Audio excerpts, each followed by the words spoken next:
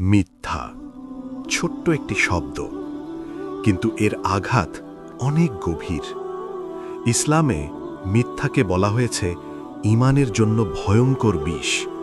রাসূলুল্লাহ সাল্লাল্লাহু আলাইহি ওয়াসাল্লাম বলেছেন, মিথ্যা মানুষকে পাপের দিকে নিয়ে যায়, আর পাপ নিয়ে যায় জাহান্নামের পথে।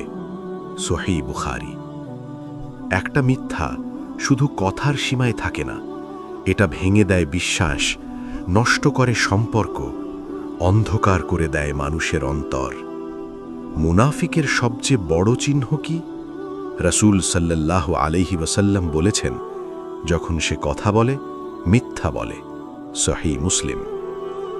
দুনিয়াতে হয়তো মিথ্যা দিয়ে সাময়িক লাভ হয়, কিন্তু আখেরাতে এর হিসেব ভয়ঙ্কর কঠিন। কিয়ামতের দিন জিহ্বাই সাক্ষী দেবে কত মানুষকে আমরা ঠকিয়েছি, কাঁদিয়েছি, ভেঙেছি।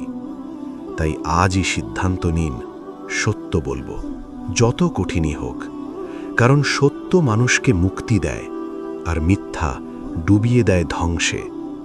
আল্লাহ আমাদের মিথ্যা থেকে বাঁচার তৌফিক দিন। আমিন।